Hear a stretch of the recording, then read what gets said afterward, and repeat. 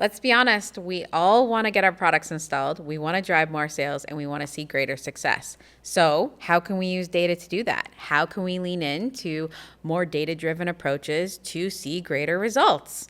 We're ready to talk about it, so let's dig in.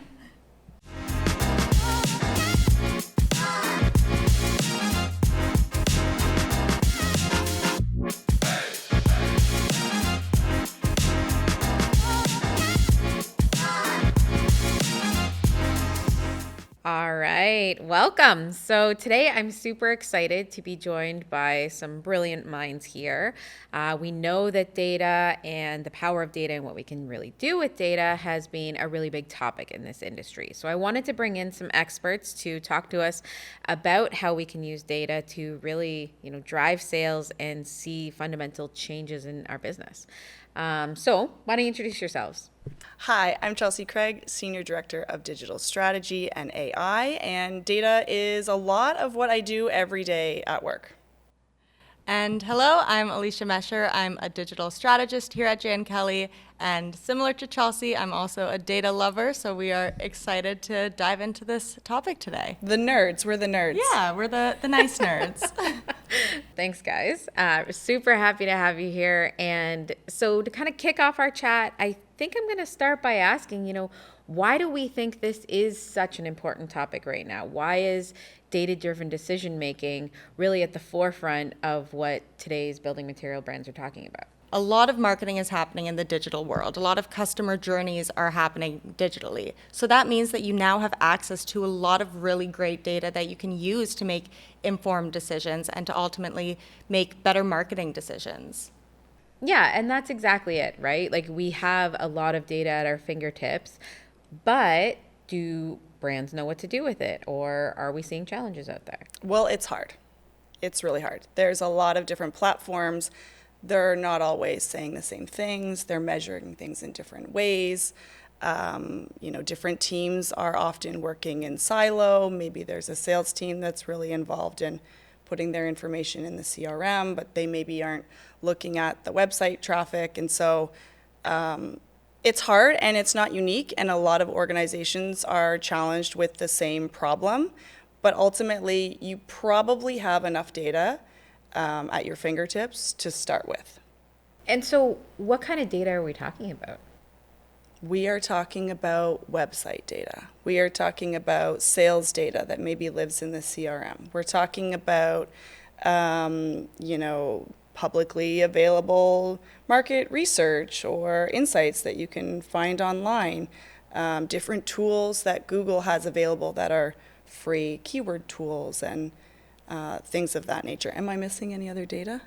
I think even what your prospects and your customers are interacting with, what type of content are they consuming, how many pages are they typically viewing when they go to your website. There's so many different ways that you can look at the data to make sense of their customer journey. Okay, so I'm a marketer in the building material space. Mm-hmm. I have access to all this data. Feels overwhelming, by the way. But I have access to all this data. How do I start using it to, gain actionable insights and really make a change in what I'm doing?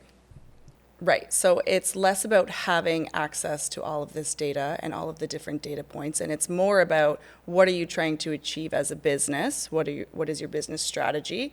And then finding those pieces of data that are going to help you either make decisions to support that strategy or not. So, are you looking to enter into a new market? Are you launching a new product, and innovation is really important to you? Maybe you're trying to stimulate demand in a new market or retain customers or upsell products. Even just growing awareness of your brand, making sure that you know what goal you're going after really helps you to determine what data points you should even be looking at. Yeah, and that makes a lot of sense. Obviously, you have all this at your disposal, but it comes down to what you're trying to achieve. And so, the topic of data is so broad, but for today, what we really wanted to do and what I thought would be really interesting is to dig into real examples of how you can use data to make game-changing results and, drive sales as we've been talking about, and just interesting ways that maybe brands aren't thinking about to dig into what they have to find those insights and really make a difference? Because you probably have it. You probably have access to the data. Yeah, can at least get started with something. Correct. So in general, we know that data really helps to create personalization and personalized experiences for your customers and your prospects.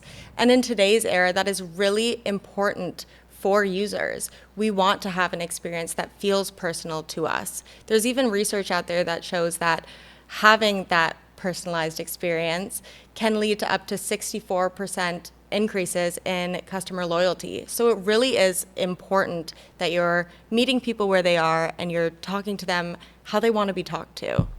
So, this topic of personalization, I know that kind of, I might think of personalization and, hey, Jen, here's something for you. But really, that's not fully what we mean by personalization, right? No. A lot of people think that. A lot of people think that personalization means you're going to land on a landing page and it's going to say, hey, Chelsea, or an email. But personalization, the way I think about it, is just personalized experiences that make sense for the customer, that are based on, that include messaging, content, that speak directly to the pains and gains that we know about that customer type. I think even personalizing what channels you're using can make an impact as well, making sure that you're, like I said, you're meeting people where they are instead of trying to force them into a channel that they're not familiar with. Okay, so then taking this approach of kind of targeted and personalization and all of that, what are some actual examples? Like, give me some examples of how we might apply taking data and meeting people where they are, or kind of addressing those pains and gains that they're looking for. Okay, so one that we love is using the weather. So specifically for the building materials industry, we know that most products are highly influenced by weather. When we talk about earlier, when we were talking about, you probably already have the data. Well, you likely know where your manufacturing facilities are, where your distribution networks are, and where your customers are. And you probably understand that they are experiencing different weather at all times. So you can use that information, and you can use available information from things like weather networks, APIs, and trigger campaigns that are dependent on different weather conditions. Yeah, and I love that example. I think it's perfect for this industry because, like you said, this is what we deal with. We deal with building materials. We deal with weather all the time. We deal with protecting from weather. So a really, really good insight there. One other one that comes to mind for me is, of course, knowing about the industry trends and data in order to create good content. Content is so fundamental to educating in this space, to training, to, oh gosh, there's just so many ways. And so to be able to tap into all of the data telling you what people are talking about, the questions that they're asking, the challenges that they're having, even looking at, forums and social and everywhere that they're having conversation, to make sure that you're delivering content personalized to what they're looking for is so huge. Exactly. And even looking at those industry reports, looking at the data around your content, maybe, like you're saying, using some additional external sources to help you figure out what type of trends are really the topic for your audience. For example, if you see your sustainability content having a resurgence, if maybe you're looking at your Google keywords tool and you see that a lot of people are searching for sustainability and building materials, that could really help you to make data-informed decisions to create more sustainability content. Maybe you host a webinar, maybe you create a report, maybe you just include more sustainability messaging in your go-to-market messaging, but using data around what those trends are can really help you to make those informed decisions. Mm-hmm. And I like what you said there, because at the end of the day, when we're talking about content, for example, it is about what your audience is looking for. I mean, I say content, but everything should be about what your audience is looking for, what they care about, what they're interacting with, right? As brands, we always have things we want to say about ourselves, and we hope that our audience will care. But at the end of the day, it's what those customers are looking for. Are they looking for more content on sustainability, on how-tos, on, home improvement and things like that? We need to be delivering on those needs, and therefore looking at the data to inform that. You can make as many assumptions as you want, but the proof is in the pudding. And in this case, the pudding is your data. Okay, so another example is around product lifecycle. So you probably have information about your product lifecycle. You probably have information in your CRM about customers who have purchased different products. And so you can make some assumptions around when they may need a replacement product and proactively reach out to them to say, hey, your filter or whatever you have needs to be replaced in the next couple of months or couple of weeks. Here's your replacement information that you need for that part or that product. Let me ask you about this, because I know that a big topic lately that we've been talking about is alignment between marketing and sales. How can marketing help sales? How can sales help marketing? All of that fun stuff. So how can data help more of the direct sales efforts and what sales teams are doing? I think one area that data can really help the sales team is, again, through that personalization piece. Having data readily available for your sales team so that they know how to personalize their outreach. They know what type of content their prospect or their customer has past consumed. They know what their purchase history is. Maybe they know what type of channels they like to communicate through. Do they prefer email? Would they prefer a phone call? Or maybe even a text message we see a lot in the building material industry. So empowering your sales team with data about the person that they're talking to really helps to make a difference in that person feeling heard and feeling understood and being loyal to that sales rep and to your brand. And that personalized communication doesn't even need to come from your sales rep. It can also come from your marketing team, and that can help to build alignment with your sales and marketing teams. Marketing can use their data that's in their CRM, in their marketing automation tools, and all of these other channels and networks that we've spoken about, and really make personalized communications to prospects so that they're warmed up before the salesperson reaches out, so that they're not just getting a cold email or phone call from somebody unknown, but so that they're ready to have those conversations. And at the very least, we know that you likely have your customers' names in your CRM, and just adding a name to an email communication can improve open rates by 26%. Yeah, and I think you're right. And I'm glad that you brought it back to the fact that we all have a lot of data at our fingertips. It's just understanding even the small things that you can do to make changes and really, drive better results. And the sooner you get started on using your data and personalizing, the sooner you can test and evaluate what types of personalization really move the needle for your conversion rates and for your customers. And one thing that we talked about earlier, you had that quote that you liked, was around the idea that, we're collecting data and you may not know exactly what to do with it today, but you need to keep collecting it, because at some point in the future, you may have a business goal or business strategy that you want to support, and you may be looking for answers and insights. And so keep collecting so that in the future you can, call on that repository of information and use it in your marketing. So these are all really great examples of ways that organizations today can use data, and really interesting ways that they can start incorporating, like you said, the data that they have. But I'm curious, what are some recommendations you would have for brands in the building material space looking to, plan their data-driven approach for the future? I think to start, it's important for companies to do a little mini audit of the data that they're already collecting, taking a look at what type of data they have and asking themselves what other data would be helpful for them to know.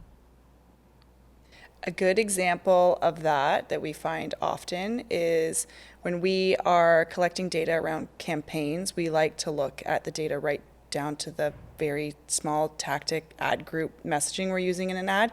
And sometimes that information doesn't necessarily translate when that prospect turns into a lead in the CRM. Often we'll see that lead come into the CRM assigned to maybe just Google as a whole or website lead. So that's a really good area that you can do an audit of and try to understand, are we collecting the right information all the way through the journey and not just on the front end when we're collecting information about how campaigns are performing.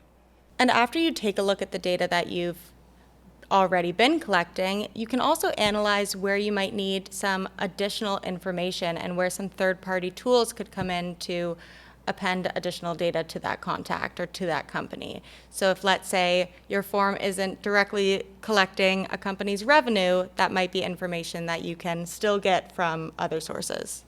And so with that, I think there's also power in aligning your team to a data-driven approach. Am I right? Yes. So, at Jen Kelly, we talk a lot about the humanology mindset and bringing together creativity and data and growth and all of that.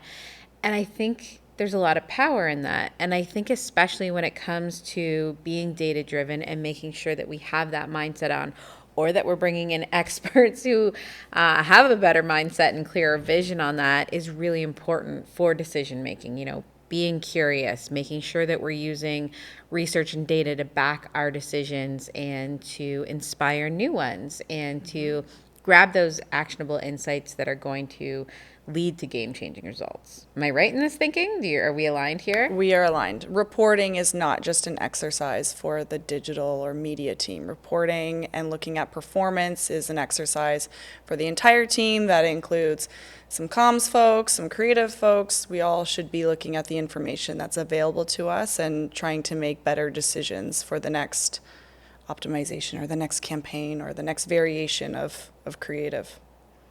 I think it's also important for teams to understand the importance of data as well, so that they feel comfortable and confident in giving you data that they may have. Your sales team, for example, probably has a lot of really great data around the prospects and customers that they're talking to, but they might not even know that you as a marketer could benefit from seeing that data. So by creating that really data-driven culture, it opens up the doors to sharing data cross-functionally.